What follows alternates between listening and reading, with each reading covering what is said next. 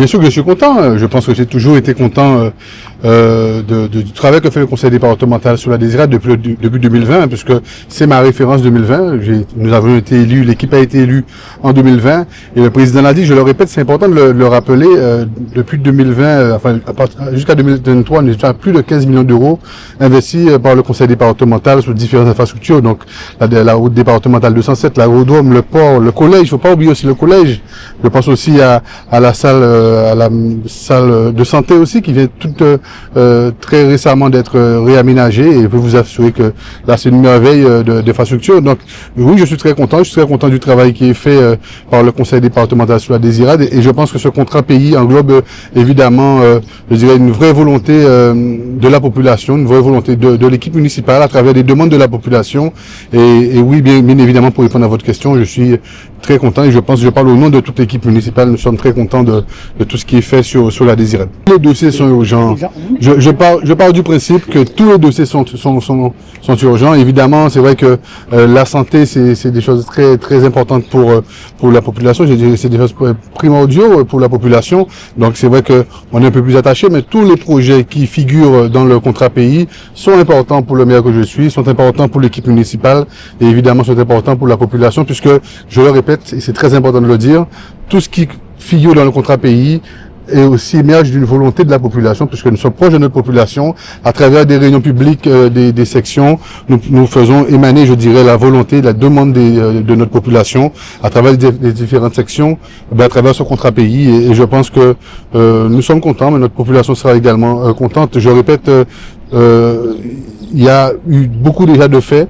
Il y aura encore beaucoup à faire, et même quand tout ça sera fait, il y aura encore beaucoup à faire, puisqu'il faut jamais s'arrêter. On doit continuer, on doit assurer un service public, je dirais, équitable pour notre population. Et le président Losbar l'a rappelé tout à l'heure, nous sommes un territoire, nous sommes un département archipélagique, et nous devons, à travers toutes les difficultés qui régissent ces statuts de département, nous devons trouver l'équilibre en termes d'investissement pour faire en sorte que nos territoires insulaires ne puissent pas rester je dirais, sur le banc à côté, qui puissent progresser au niveau des services publics en même temps que tout le département guadeloupéen.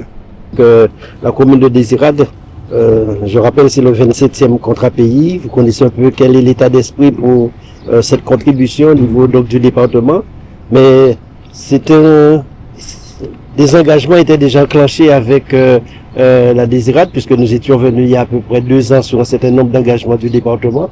Et là, nous contractualisons aujourd'hui un contrat de pays donc de 9 millions d'euros pour lequel le département finance pour 6,9 millions.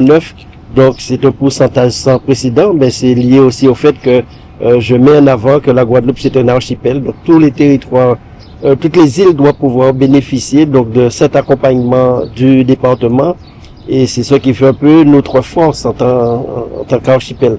Donc aujourd'hui, des projets seront accompagnés dans 6 domaines, la culture, l'éducation, l'aménagement du territoire, la cohésion sociale, le tourisme, et tout cela va contribuer à ce développement. Des différents travaux réalisés nous montrent que l'île est en plein développement, et c'est aussi l'occasion donc de saluer le travail effectué par le maire et son équipe municipale. Donc concernant le problème de sargasses, il y a eu déjà une barrière avec des pneus qui a été mise en place, mais on s'est rendu compte que lorsque les sargasses arrivent en grande quantité, cette barrière ne suffit pas. Là aussi, il va y avoir une innovation avec une sorte de barrière avec des bulles. Je ne saurais pas expliquer les éléments techniques, mais qui permettrait que l'accès des bateaux, mais tout en bloquant donc les sargasses.